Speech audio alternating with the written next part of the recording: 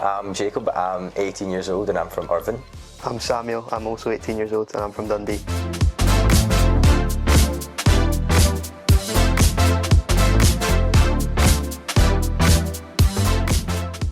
Well, I heard about it through Jacob and it made me look into it a little bit more, and I decided that I would like to do it after seeing a lot of stuff about it, and it looked like a good thing to do after school, and it looked like I would be quite good at it as well. I heard about it in a conference in Kilmarnock. It was Kessie about 2 years ago, and I just heard about what it was about, what people were doing, and I knew I wasn't sure what I wanted to do after school, but I was like 100% sure that I wanted to do a gap year, and everything that was kind of included in the FirstServers, I thought it was a great thing to do, to break up my education from school to university, and I thought, it'd just be a good year to kind of devote to God and His Word. So yeah, I'm excited to learn different cultures, to learn about how different Christians from around the world worship, and just excited to get to know other Christians our age. That's something I'm really looking forward to, just getting to be in the company of other Christians our age for a full year, and yeah, I'm really looking forward to it, yeah. I'm looking forward to finding out about how Christianity is viewed and done in different cultures around the world, and I'm excited to meet other Christians from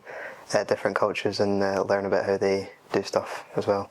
I was brought up a Christian. I've always kind of had the belief that God's there, and then I had a little bit of a rough point where during my first few years of school where I kind of came away from the faith a little bit, but God got me through it and pulled me back up, and got baptised a couple of years ago, and I've been firm in my faith since then, and it's been great. I was also brought up in a Christian household. I became a Christian when I was 7 years old, just after a spring harvest, which is a big Christian conference that was held over the Easter weekend. And I heard one of the preachers kind of talking about how you're saved, how to be saved, and then that Easter Sunday, I just asked my dad, this is something I want to do. I want to become a Christian. I want to be saved, and yeah, on that night I was saved. After that, I was just I enjoy going to Sunday school, enjoy going to church throughout primary school, and then in secondary school, obviously, I was S1 when lockdown came about. So it was quite hard for me at that point, not being with Christians my age, and kind of being stuck inside and not kind of going to church in real life. It was all because it was all online at the time, and then after that, just throughout my secondary school years, just kind of looking and how God's worked in my life, just helped me be more confident about my faith and tell other people about Jesus. And now that I look back on it, I know that taking a year out to focus on God and put that as my top priority for the year, and hopefully all my life after that as well, I think that's the obvious step forward for me. In my free time, I love sports. I love all kind of sports: swimming, athletics, playing football. I do a bit of content creation, so I make some videos for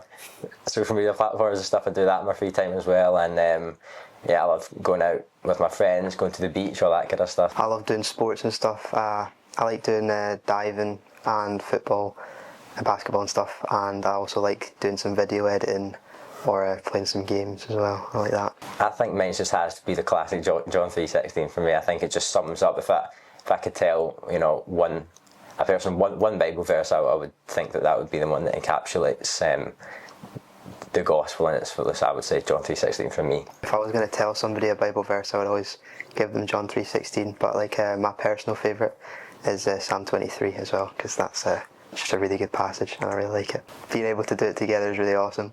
Yeah. Having someone I know as well, having a friend, especially Jacob, is going to be incredible. He'll probably help me if I'm feeling anxious about doing it by myself, or if I was feeling a bit nervous about anything, then knowing that I've got Jacob there is really, really good. Just kind of the same as Sam said, and spending a lot of time together over a long period of time, because I feel like whenever we see each other, it's only for a day or two, but I think because we're together for the good part of a year, I think that would be good to kind of get closer and kind of just learn new things about each other that we didn't know before, just because we could only see each other for short periods of time. But everything that Sam said as well, I think and growing in faith together as well. Yeah, a lot of the time when we talk to each other or when we meet up with each other, unless it's in an SU camp, there's not really much conversation, so it'll be good to be growing in faith and talking about faith, discussing this stuff together as well. Uh-huh.